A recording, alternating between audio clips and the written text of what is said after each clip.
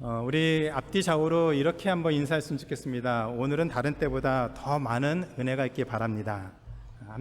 같이 한번 인사 나누시고 또 말씀 나누겠습니다.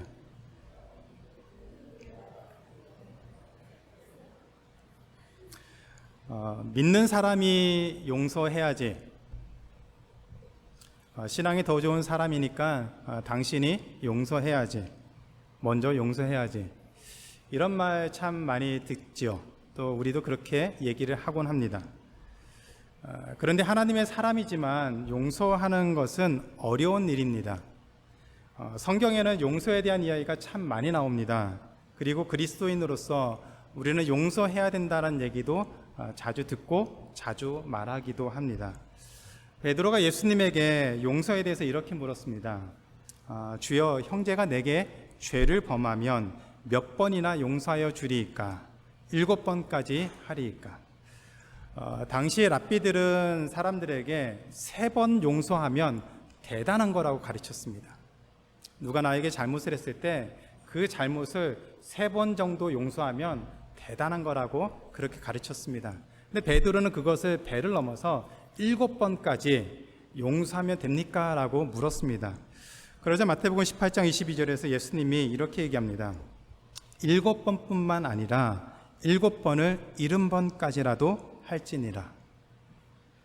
7번도 사실 불가능해 보이는데 7번을 70번이라도 용서하라는 말씀은 곱하기 해서 490번 용서하라는 말이 아니죠. 계속해서 용서하라는 말입니다. 그러나 우리 안에 상처와 아픔이 있고 그것으로 인해서 우리 삶이 피폐해지고 우리 삶이 예전과 많이 달라진 또 많은 어려움을 겪고 있는 상황이라면 용서한다는 것이 결코 쉬운 것은 아닙니다. 어렸을 때야 주변에서 그냥 서로 화해하라고 하니까 못 이긴 척하면서 서로 악수하고 그래 내가 잘못했다 서로 얘기하게 하면 어렸을 때야 대충 문제가 해결되는 것 같습니다. 그리고 큰 문제 없이 넘어갈 수도 있습니다. 그러나 성인이 되어서 우리가 살아가는 모든 삶 속에서 일어나는 많은 상처와 아픔의 문제는 우리를 피폐하게 만들고 관계를 깨어지게 만들고 우리 안에 큰 상처를 줘서 그것이 자라면서 또 다른 사람과 관계할 때마다 그것이 우리에게 큰 걸림돌이 되어서 온전한 관계를 하지 못하게 만들고 삶을 완전히 망가뜨리는 정도까지 이르게 되기 때문에 그냥 악수 한번 억지를 시킨다고 관계가 회복되고 용서가 되는 것은 아닙니다.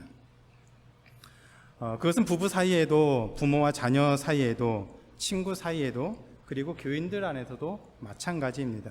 마찬가지로 어려운 문제입니다. 믿음의 사람이라고 해도 믿음의 가정이라고 해도 이런 용서의 문제는 결코 쉽지 않습니다. 여전히 어렵고 힘든 문제입니다. 이번 믿음의 가정 시리즈 설교를 준비하면서 가장 오랫동안 묵상하고 고민할 정도로 이 용서에 대한 설교는 어렵습니다. 제가 하는 것도 어렵고 여러분이 들으면서 그것에 순종하는 것도 어려운 주제입니다. 그런데 이 어려운 주제를 오늘 같이 한번 나눠보려고 합니다.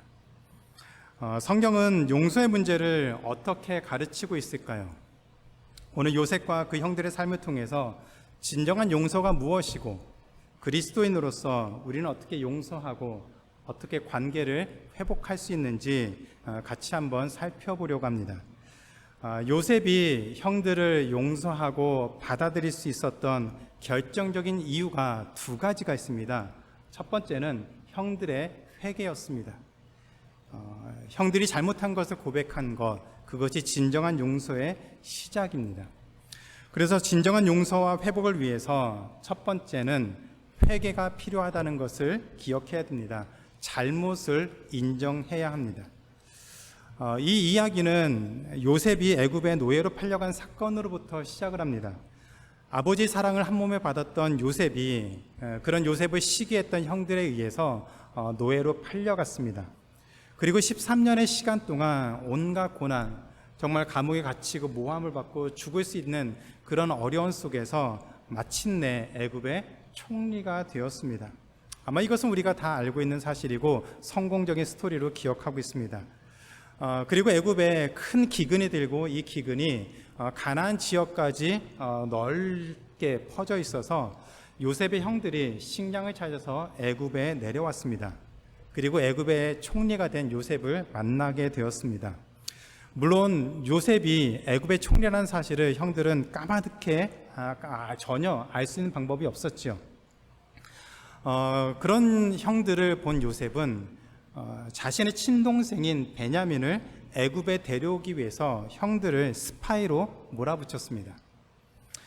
이때 형들은 요셉을 의식하지 못한 채 자기들끼리 이렇게 서로 주고받았습니다. 창세기 42장 21절부터 22절입니다. 그들이 서로 말하되 우리가 아우의 일로 말미암아 범죄하였도다. 그가 우리에게 애걸할 때에 그 마음의 괴로움을 보고도 듣지 아니하였으므로 그 괴로움이 우리에게 임하도다. 루벤이 그들에게 대답하여 이르되 내가 너희에게 이 아이에 대하여 죄를 짓지 말라고 하지 아니하였더냐. 그래도 너희가 듣지 아니하였느니라. 그러므로 그의 핏값을 치르게 되었도다. 상당히 오랜 시간이 지났습니다. 어쩌면 잊어버리고 그냥 무덤덤하게 살 수도 있는 그 시점이 됐을지도 모르겠습니다.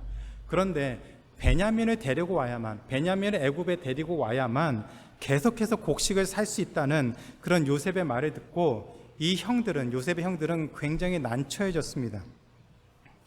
그렇게 난처해진 형들이 보인 첫 번째 반응, 가장 즉각적인, 요셉의 그 말을 들었을 때 요셉의 형들이 보인 가장 본능적인 반응이 요셉을 노예로 팔아서 죽게 만든 자신들의 죄였습니다. 이 말은 요셉의 형들이 아버지의 편애와 질투 때문에 요셉을 노예로 팔았던 그 일을 후회하고 있음을, 그리고 그 이후에 그 사건이 그들의 삶에, 그들의 가정에 가장 힘들고 어려운 문제였음을, 그들이 오랜 시간 동안 짊어지고 있었던 문제였음을, 그들이 그렇게 살아왔음을 보여주고 있습니다.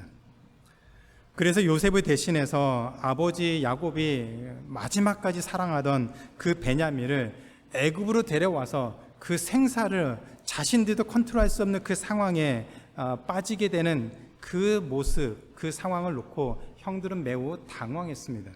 그리고 자신들의 잘못된 행동을 철저하게 후회하고 돌이켰습니다. 그리고 시간이 지난 다음에 양식이 필요했던 형들은 베냐민을 애굽으로 보낼 수 없다고 완강히 버티던 그 아버지 야곱을 계속해서 설득해서 마침내 베냐민을 데리고 다시 애굽으로 내려왔습니다.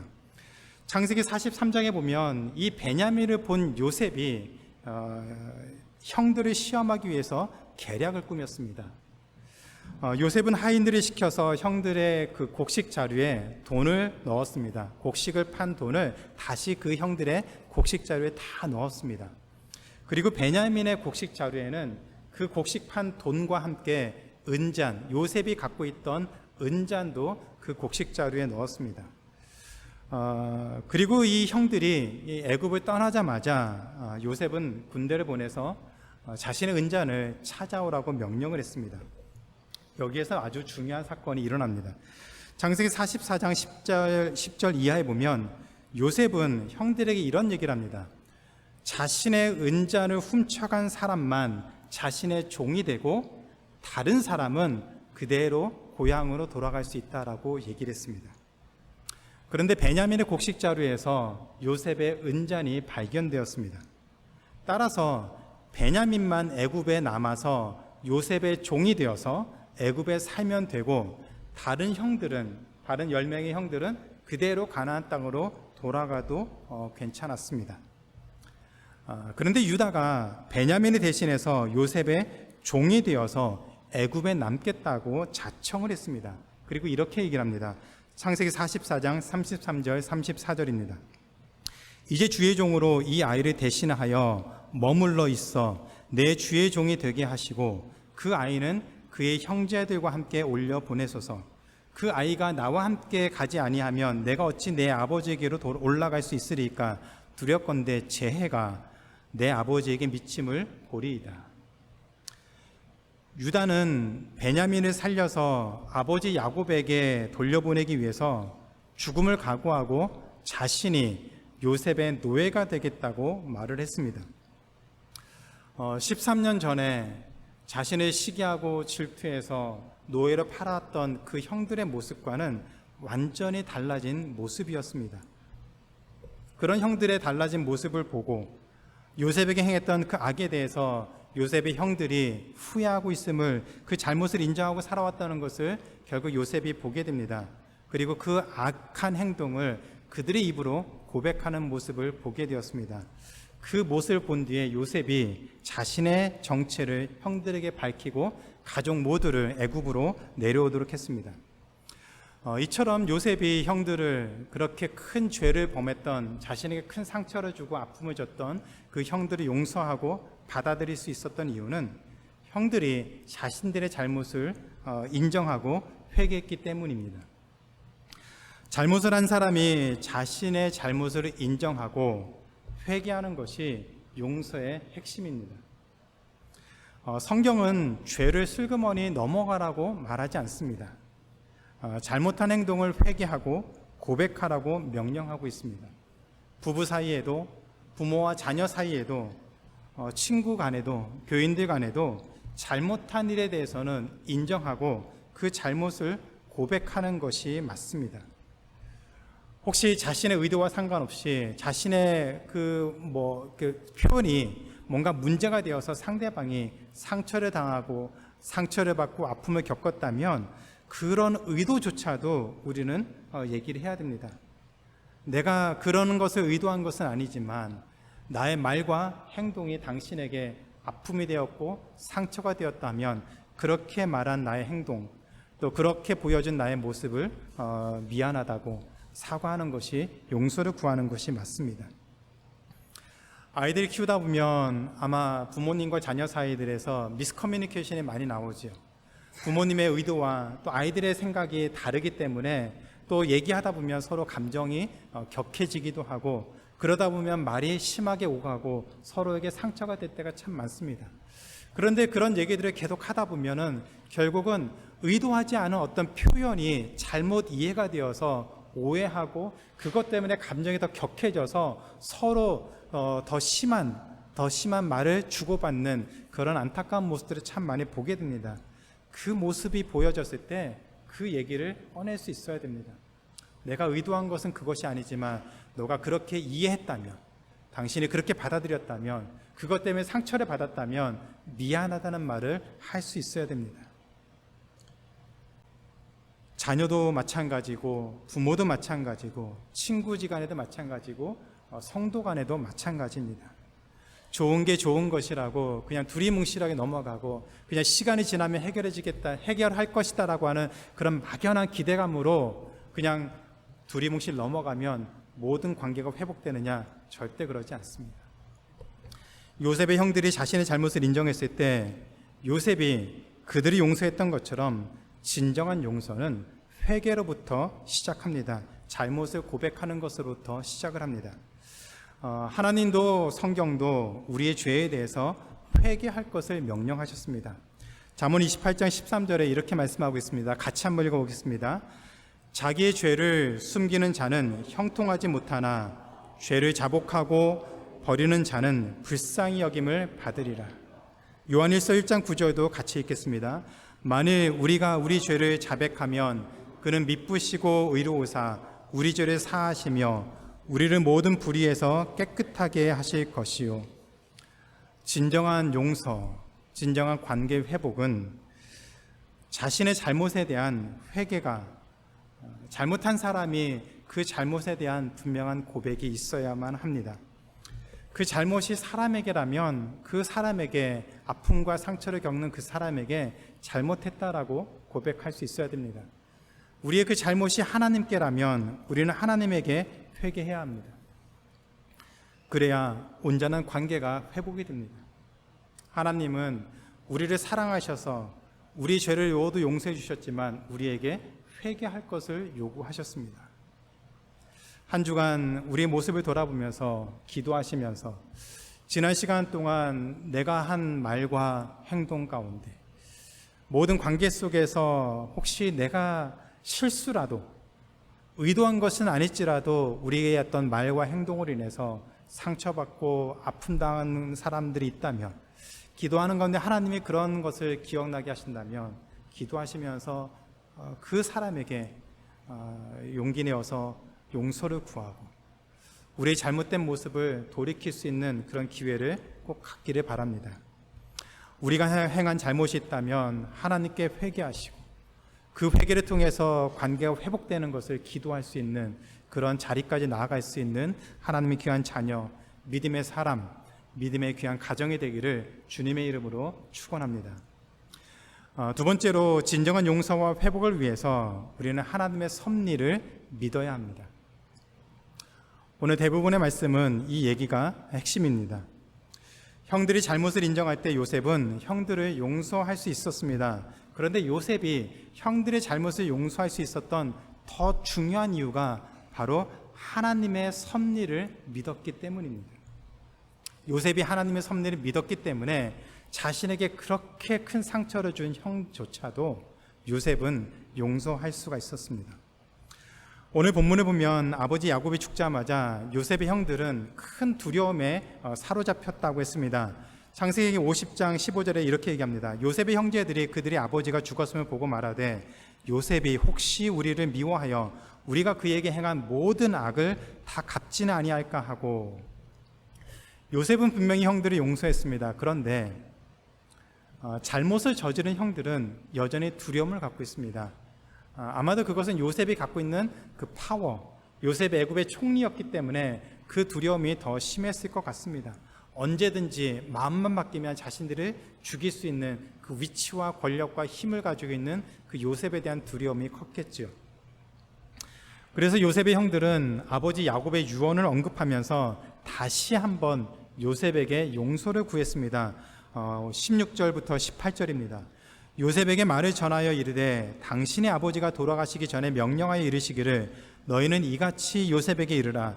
내 형들이 내게 악을 행하였을지라도 이제 바라건대 그들의 허물과 죄를 용서하라 하셨나니 당신 아버지 하나님의 종들인 우리 죄를 이제 용서하소서 하매 요셉이 그들이 그에게 하는 말을 들었을 때에 울었더라. 그의 형들이 또 친히 와서 요셉의 앞에 엎드려 이르되 우리는 당신의 종들이니이다. 그런 형들의 말을 듣고 요셉이 19절부터 21절까지 이렇게 대답을 했습니다. 요셉이 그들에게 이르되 두려워하지 마소서 내가 하나님을 대신하리이까.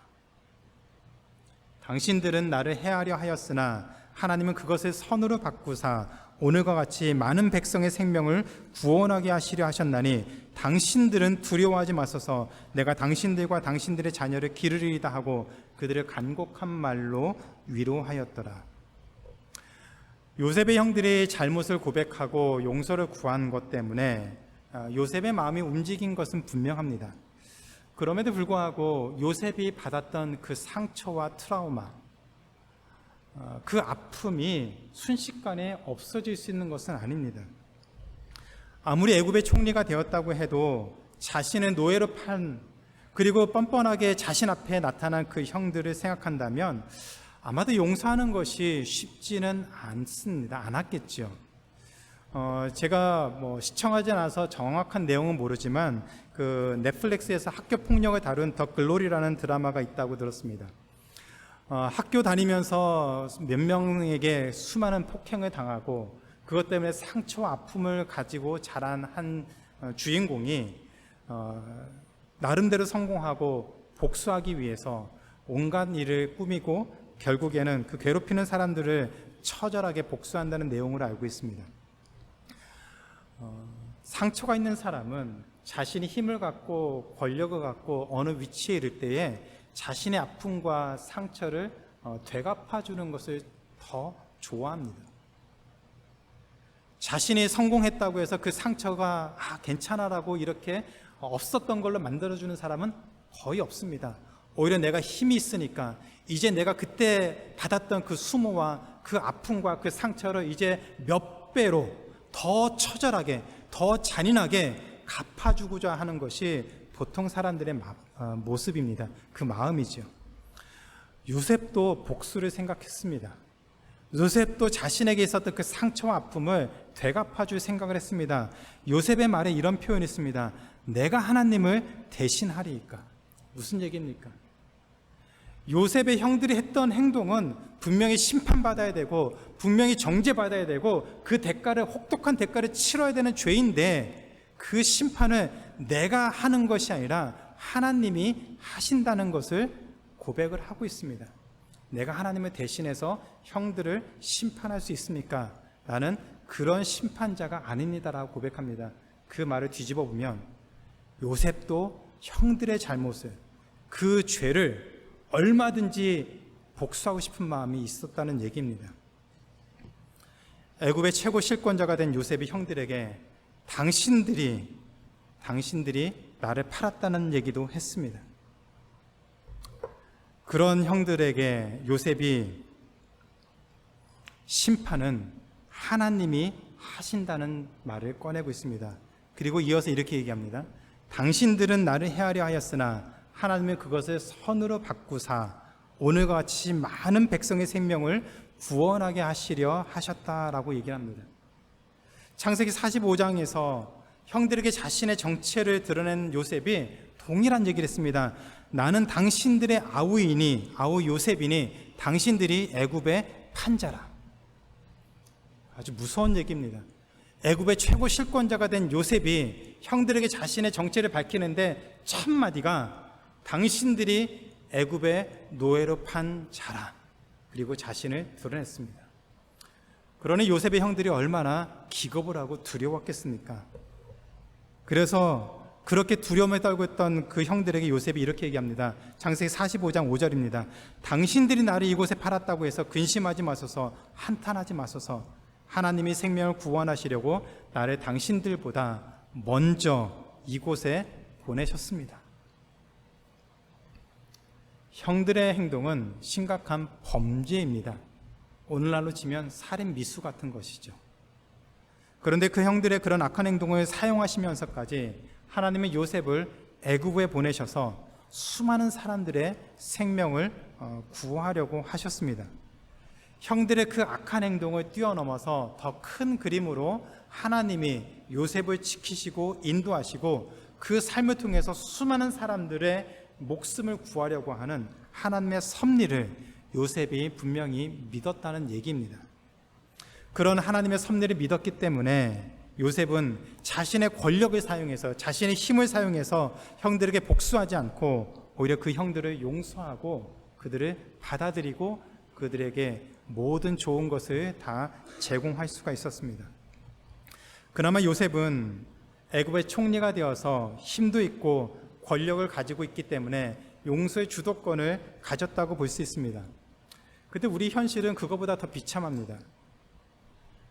우리는 그런 용서를 구하는 모습조차도 보기가 힘들죠.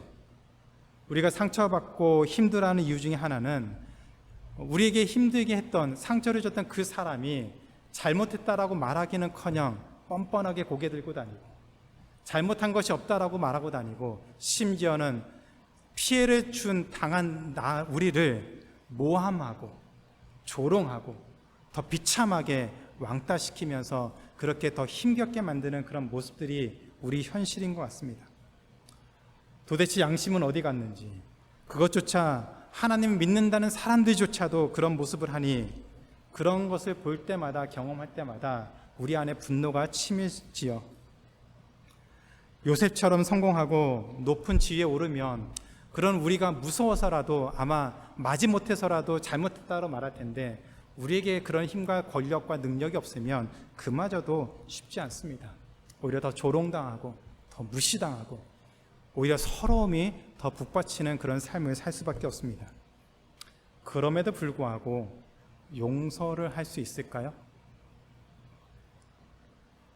우리 안에 있는 그 상처와 아픔이 심각하고 그것이 우리에게 트라우마가 되어지고 우리 관계가 끊어지고 아픔과 고통이 우리를 지배하고 있는 그 상황에서도 우리에게 잘못한 사람을 용서할 수 있을까요?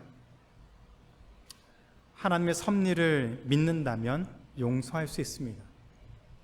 이 말은 우리가 당한 상처와 아픔이 대수롭지 않기 때문에 뭐 그 정도 가지고 그렇게 혼자 정정긍긍하고 계속 아파하고 그 자리에서 헤어나오지 못해서 그렇게 하느냐, 그 얘기가 아닙니다. 우리 아픔과 상처가 힘이 들고 누구에게도 말 못할 그 아픔과 괴로움을 갖고 있는 것이 사실입니다. 그럼에도 불구하고 하나님의 섭리를 믿기 때문에 우리는 용서할 수가 있습니다. 우리는 흔히 요셉이 애굽의 총리가 되었기 때문에, 성공했기 때문에 형들을 쉽게 용서할 수 있다라고 생각합니다. 그럼 반대로 요셉이 애굽의 총리가 되지 않았다면, 애굽의 총리가 아니었다면 과연 형들을 용서할 수 있었을까요? 여러분 어떻게 생각하십니까? 자신을 향해서 그렇게 심한 행동을 하고 죽는 것을 방관했던 그 형들을 과연 총리가 되지 않았다면 용서할 수 있을까요? 성경에 그런 얘기가 없기 때문에 모르겠습니다. 그런데 성경의 말씀을 토대로 근거하면 하나님의 섭리를 믿었던 요셉이라면 비록 애굽의 총리가 되지 않았을지라도 자신의 인생을 향한, 자신의 삶을 향한 하나님의 크고 놀라운 뜻을, 계획을, 그 계획을 이루시기 위해서 자신을 지키시고 인도하시는 하나님의 섭리를 믿었다면 요셉은 자신의 형들의 그 모습, 죄를 충분히 분명히 용서했을 것 같습니다.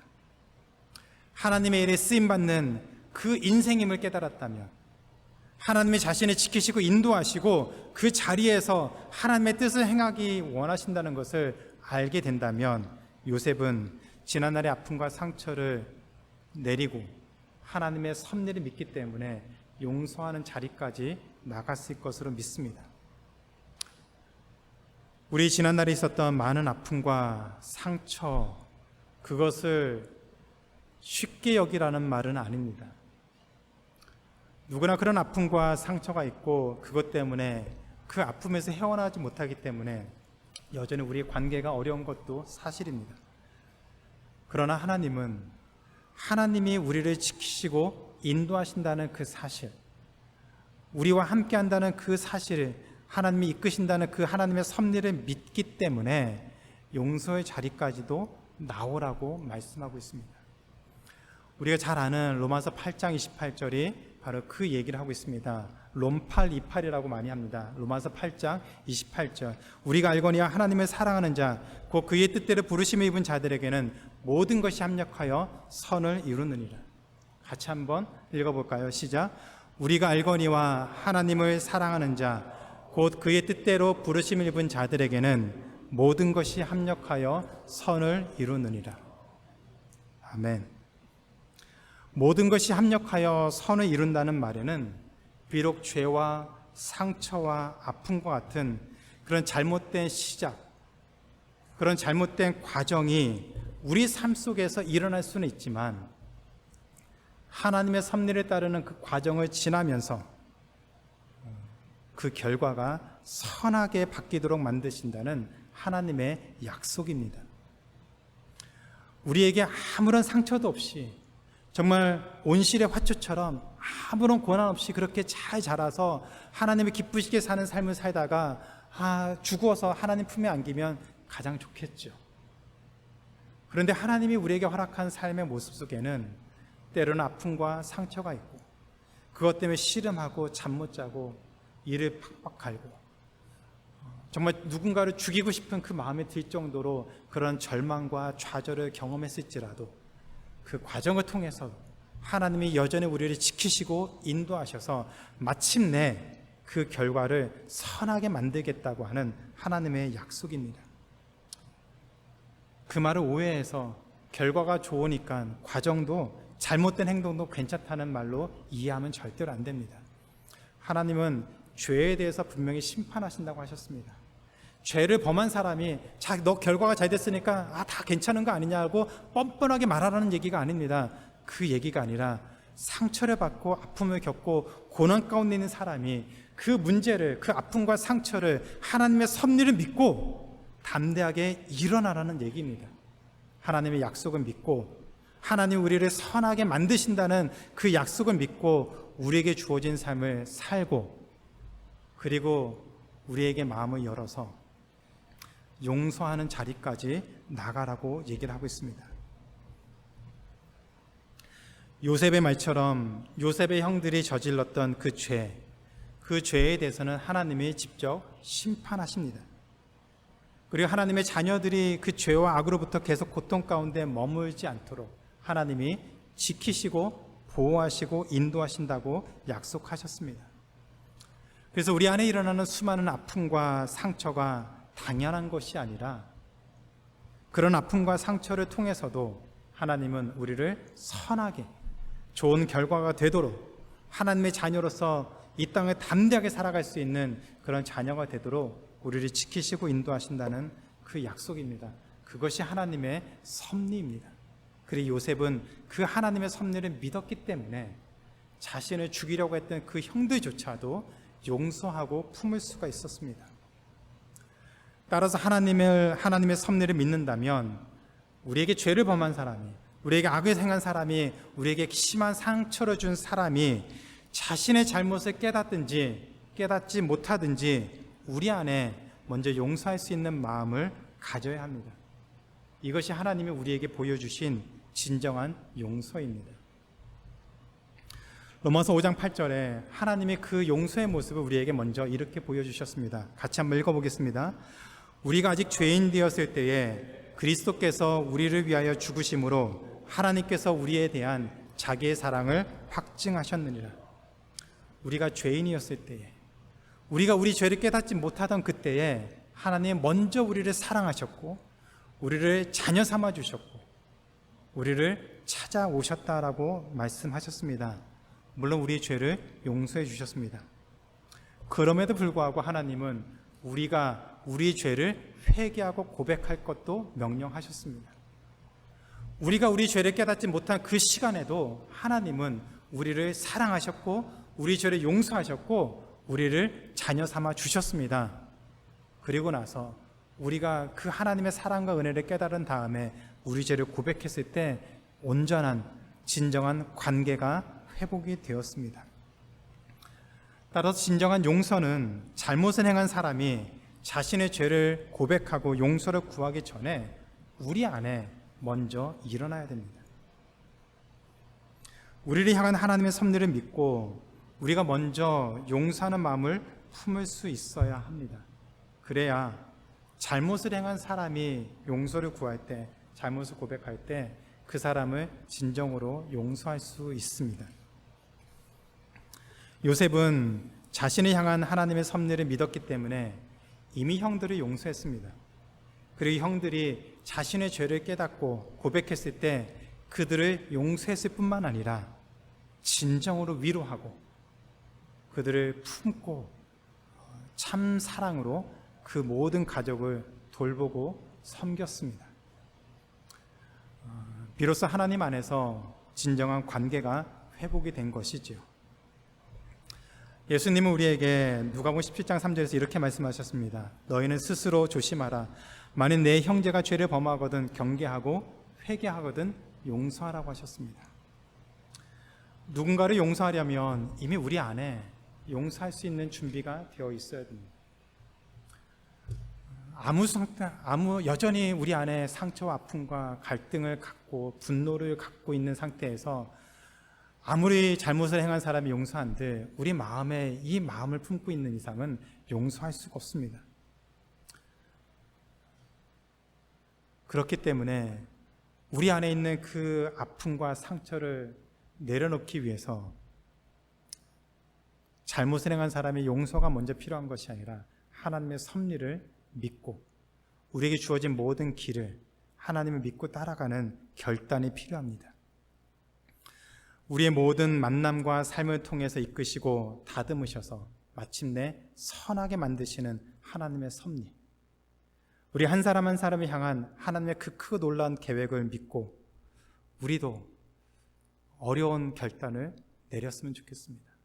용서할 수 있는 마음, 그 마음을 달라고 기도도 하시고 그리고 그 사람 볼 때마다 진심으로 용서할 수 있는 마음을 갖게 해달라고 기도하는 자리까지 나아가는, 그래서 하나님이 모든 관계를 회복시키셔서 하나님의 기뻐하신 모습으로 한 걸음 한 걸음 나아갈 수 있는 믿음의 귀한 삶을 살 수 있는 우리 모두가 되기를 주님의 이름으로 축원합니다. 이제 말씀 맺겠습니다. 처음에 말씀드린 것처럼 누군가를 용서하는 것은 어려운 일입니다. 용서가 어려운 것이지만 부담을 느끼면서도 용서를 고민하고 마침내 용서하는 삶을 살아야 되는 이유는 하나님이 예수님을 통해서 먼저 우리에게 그런 용서를 보여주셨기 때문입니다. 그리고 모든 삶 속에서 우리를 지키시고 인도하시는 하나님의 섭리를 우리가 믿기 때문이죠. 잘못을 행한 사람이 자신의 죄를 고백하고 용서를 구하는 자리로 나와서 우리 안에 진정한 용서와 회복이 일어나기를 기도합니다. 그러나 그런 잘못을 고백하지 않더라도 여전히 뻔뻔하게 살더라도 우리 안에 있는 상처와 아픔을 놓고 기도하시면서 하나님의 섭리를 믿고 나의 나됨을 이루시기 위해서 모든 상황 가운데서 우리를 지키시고 인도하시는 하나님의 그 놀라운 섭리를 믿고 결단하며 용서하기를 기도하는 우리의 모든 삶이 되기를 기도합니다. 그리고 혹시라도 기도하는 가운데 우리 자신의 말과 행동으로 인해서 누군가가 상처받고 아픔을 겪었다면, 그것이 하나님이 우리에게 주시는 마음이 있다면 그것을 위해서 기도하시기 바랍니다. 그리고 돌이키는 그런 기회를 갖기를 바랍니다. 그래서 우리에게 아픔과 상처를 준 사람이 변화되지 않아도, 심지어 뻔뻔하게 살아도 하나님의 섭리를 믿고 미움과 상처를 얼룩진 우리 삶 속에서 자유하게 되는 우리 모두가 되기를 주님의 이름으로 축원합니다. 요셉의 말처럼 우리는 하나님을 대신할 수 없습니다. 그러나 하나님은 모든 일을 선악간에 심판하신다고 하셨습니다. 우리를 지키시고 인도하시고 죄를 심판하시는 하나님의 그 섭리를 믿고 한 걸음 더 나아가 용서하고 또 한 걸음 나아가 사랑하고 품고 온전하게 관계가 회복되어서 하나님 앞에 설 수 있는 우리 모두의 삶이 되기를, 또 교회가 되기를 주님의 이름으로 축원합니다.